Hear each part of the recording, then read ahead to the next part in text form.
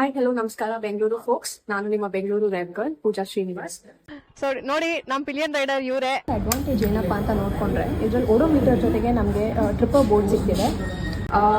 ಹಳೆ ಹಂಟರ್ಗೂ ಮತ್ತು ಈಗ ಲಾಂಚ್ ಆಗಿರ್ತಕ್ಕಂಥ ಹಂಟರ್ 350ಗೂ ಇರ್ತಕ್ಕಂಥ ಒಂದಷ್ಟು ಅಪ್ಡೇಟ್ಸ್ ಏನಪ್ಪ.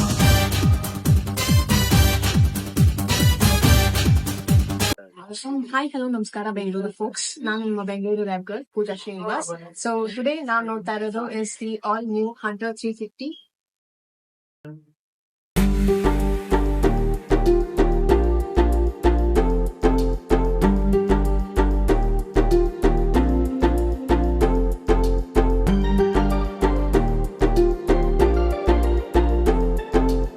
ಸೊ ಲಾಸ್ಟ್ ವೀಡಿಯೋ ನಾವು ನೋಡಿರ್ತಕ್ಕಂಥ ರಾಯಲ್ ಎನ್ಫೀಲ್ಡ್ ಕ್ಲಾಸಿಕಲ್ ಇರ್ತಕ್ಕಂಥ ಒಂದಷ್ಟು ಫೀಚರ್ಸ್ ನಾವು ಈ ಹಂಟರ್ 350 ನೋಡ್ಬೋದು. ಹಳೆ ಹಂಟರ್ಗೂ ಮತ್ತು ಈಗ ಲಾಂಚ್ ಆಗಿರ್ತಕ್ಕಂಥ ಹಂಟರ್ 350ಗೂ ಇರ್ತಕ್ಕಂಥ ಒಂದಷ್ಟು ಅಪ್ಡೇಟ್ಸ್ ಏನಪ್ಪ ಅಂತ ನೋಡಿಕೊಂಡೆ. The very first thing is our LED headlamp.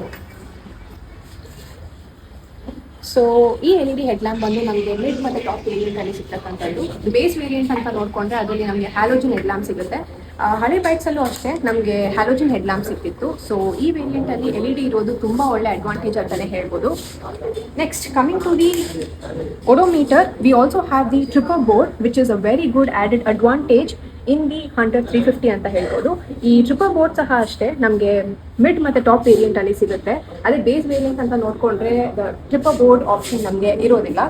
And also the next one is the charger port. We have the type C charger port ಸಿಗ್ತಕ್ಕಂಥದ್ದು ಇದರಲ್ಲಿ. ಸೊ ಎಮರ್ಜೆನ್ಸಿ ಕೇಸಸಲ್ಲಿ ಚಾರ್ಜ್ ಇಲ್ಲ ಅಂತ ತಲೆ ಕೆಡಿಸ್ಕೊಳ್ಳೋ ನೆಸೆಸಿಟಿ ಇಲ್ಲ, ಸ್ಪೆಸಿಫಿಕಲಿ ಈ ವರ್ಷನ್ ತಗೊಂಡ್ರೆ ಅಂತಲೇ ಹೇಳ್ಬೋದು. And coming to the fuel tank capacity is 13 litres. Basically usually 13.5 ಕೊಡ್ತಿದ್ರು, ಇದರಲ್ಲಿ 5 ಕಮ್ಮಿ ಮಾಡಿದ್ದಾರೆ. ಇಂಜಿನ್ ನೋಡ್ಕೊಂಡ್ರೆ 349 cc ಇರ್ತಕ್ಕಂಥದ್ದು. Next coming to the wheel type. Wheels ಅಂತ ನೋಡ್ಕೊಂಡ್ರೆ ನಮಗೆ ಅಲಾಯ್ ವೀಲ್ ಸಿಗ್ತಾ ಇದೆ which is tubeless in the mid and top variant. ಅದೇ ನಾವು ಬೇಸ್ ವೇರಿಯಂಟ್ ಅಂತ ನೋಡ್ಕೊಂಡ್ರೆ ನಮಗೆ ಸ್ಪೋಕ್ ವೀಲ್ ಸಿಗುತ್ತೆ which would be a tube type. Also disc brake ಬಂದು ನಮಗೆ ರೇರ್ ಬಂದು 270 mm ಆಗಿರುತ್ತೆ. ಆ್ಯಂಡ್ ಫ್ರಂಟ್ ಡಿಸ್ಕ್ ಬ್ರೇಕ್ ಬಂದು ನಮಗೆ 300 mm ಆಗಿರುತ್ತೆ. ಫ್ರಂಟ್ ಸಸ್ಪೆನ್ಷನ್ ಅಂತ ನೋಡಿಕೊಂಡ್ರೆ ಟೆಲಿಸ್ಕೋಪಿಕ್ ಫೋಕ್ಸ್ ಇದೆ. ತುಂಬ ಏನು ಚೇಂಜಸ್ ಆಗಿಲ್ಲ ಫ್ರಂಟ್ ಸಸ್ಪೆನ್ಷನಲ್ಲಿ. ಅದೇ ರೇರ್ ಸಸ್ಪೆನ್ಷನ್ ಅಂತ ನೋಡಿಕೊಂಡ್ರೆ ನಮಗೆ ಟ್ವಿನ್ ಟ್ಯೂಬ್ ಶಾಕ್ ಅಬ್ಸಾರ್ಬರ್ಸ್ ಸಿಗುತ್ತೆ.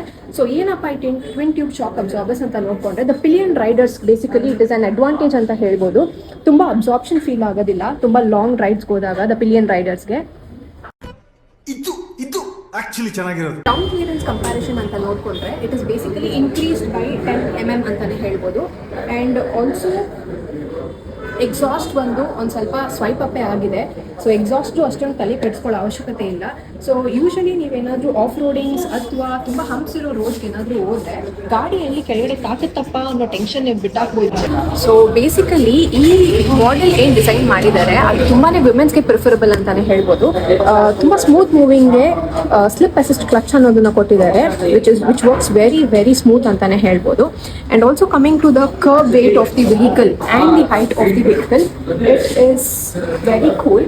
ಹೈಟ್ ಬಂದು ನಮಗೆ ಸೀಟ್ ಹೈಟ್ 790 mm ಸಿಗ್ತಾ ಇದೆ. ಬೇರೆ ಬೈಕ್ಸ್ ಎಲ್ಲ ನಮಗೆ ಸಿಗ್ತಿರ್ತಕ್ಕಂಥದ್ದು ಬಂದು 800 mm ಆಗಿತ್ತು, ಬಟ್ ಇದು 790 mm ಆಗಿದೆ. And the kerb weight of the vehicle holds 181 kg. ಅದೇ ಬೇರೆ ಬೈಕ್ಸ್ ಅಂತ ನೋಡಿಕೊಂಡ್ರೆ 195 kg ಅಪ್ರಾಕ್ಸ್ ಇರುತ್ತೆ. ಅಂದಾಜು ಒಂದು 14 kg ಕಮ್ಮಿ ಮಾಡಿದ್ದಾರೆ ಅಂತಲೇ ಹೇಳ್ಬೋದು.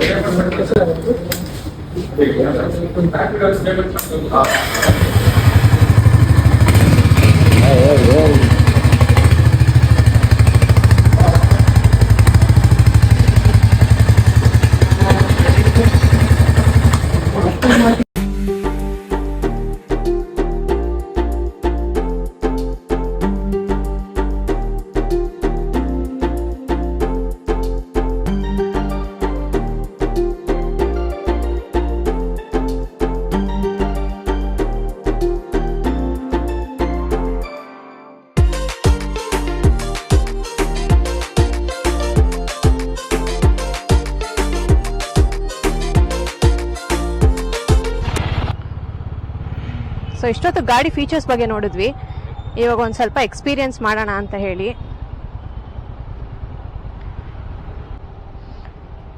ಗಾಡಿ ಕಲರ್ ಮಾತ್ರ ಹೆವಿ ಸೈಕ್ ಆಗಿದೆ ಗುರು.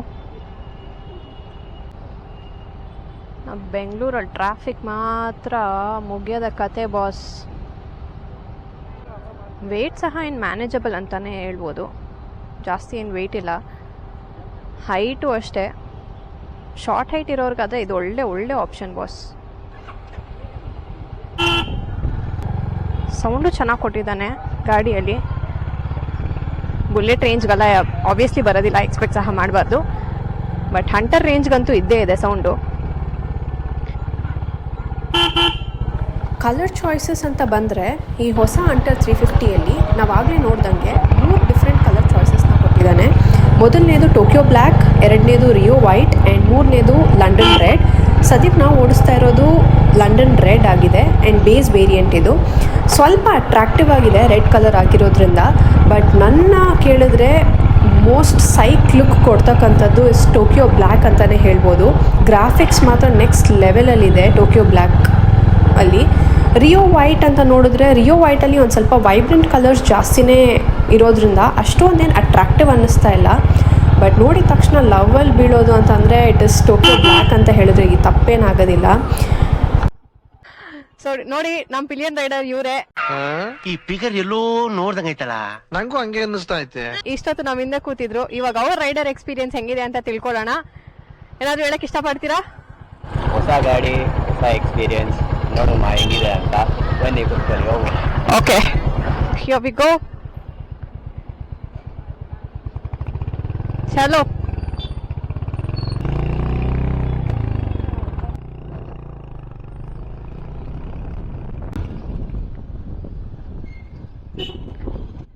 ಸೊ ನಿಮ್ಗೆ ಹೇಗೆ ಅನ್ನಿಸ್ತಾ ಇದೆ ಗಾಡಿ ಫೀಲ್ಸ್?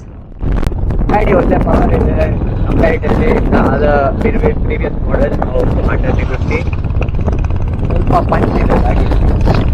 ಓಕೆ, ರೈಡಿಂಗ್ ಪೋಸ್ಚರ್ ಬಗ್ಗೆ ಏನಾದರೂ ಹೇಳಕ್ ಇಷ್ಟಪಡ್ತೀರಾ? ರೈಡಿಂಗ್ ಪೋಸ್ಚರ್ ತುಂಬಾ ಕಾಂಫಿ ಆಗಿದೆ. Okay. And compared to the other previous 350, the brake bite force has been increased.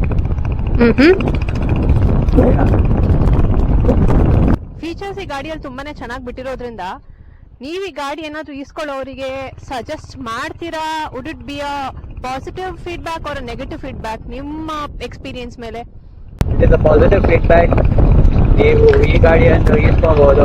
Standard wise 350cc, yes, it is a good bike for the who is starting their career in a motor vlogging thing.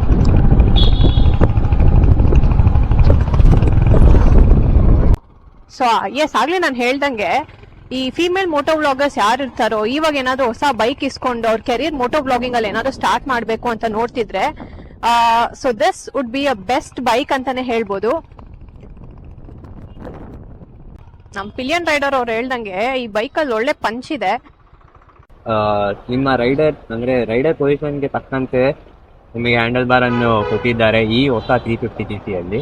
Okay, 350cc ಅಲ್ಲಿ ನಿಮಗೆ handle bar ಮುಂದೆಗಡೆ ಅಂದ್ರೆ headlight ಕಡೆ tilt ಆಗಿತ್ತು ಸ್ವಲ್ಪ. So that would become a more compact ಅಂತ ಹೇಳಕ್ಕೆ ಇಷ್ಟಪಡ್ತೀನಿ.